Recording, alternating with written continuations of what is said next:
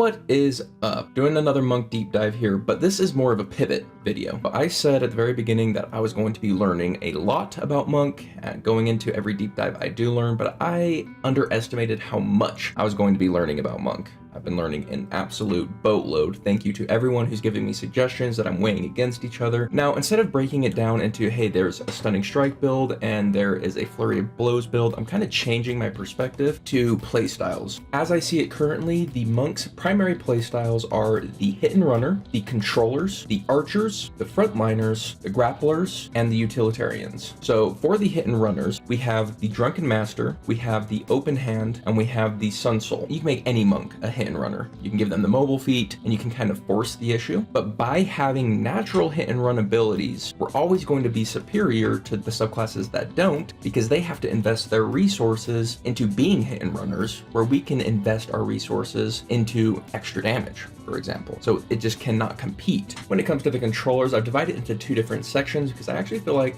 it's a nuance that becomes important. We have the controllers with inherent AoE crowd control, and then we have the controllers without it. For example, the Way of the Long Death gives us the 6th level ability that allows us to crowd control our enemies with fear. So that would go into the section that is a controller with crowd control, whereas the Ascendant Dragon may have AoE abilities, but because they're focused on damage, they're going to go into the controller without AoE crowd control. When it comes to the archer monk, Kenseis are far and away the most optimal archer. You can do other monk archer builds, but when it comes down to it, Kenseis just stand out far and above. As far as frontliners go, I think Mercy really shines here. There is an argument for a melee Kensei, but I don't think it comes anywhere close to how a good Mercy can be on the front line. It's not trying to hit and run. It is happy to be in the front of combat, and not every monk can say that. I'm really excited to show off that build. All right, next up we have the Grappler, and Astral Self is leagues above anyone else when it comes to the grappler build. In fact, I would say there's no point in doing a grappler build unless you're the Astral Self monk, similar to the frontliner and the archer and the hit and runners. It's like we have our niche, and for Astral Self it's grappling. Now Astral Self is interesting because it could lean anywhere, but it's never as efficient. And so it's a jack of all trades, master of none, until we look at grappling, then it becomes a true master. I'm really excited for that build. And the weirdo of the group, and this one surprised me, is definitely the Shadow Monk. So the Shadow Monk, as far as combat is concerned, in many ways, is a base monk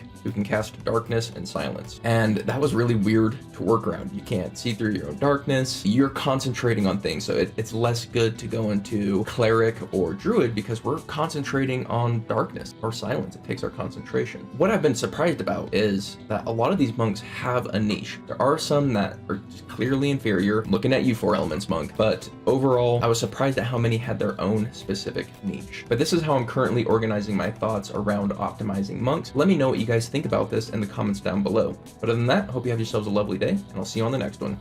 Later.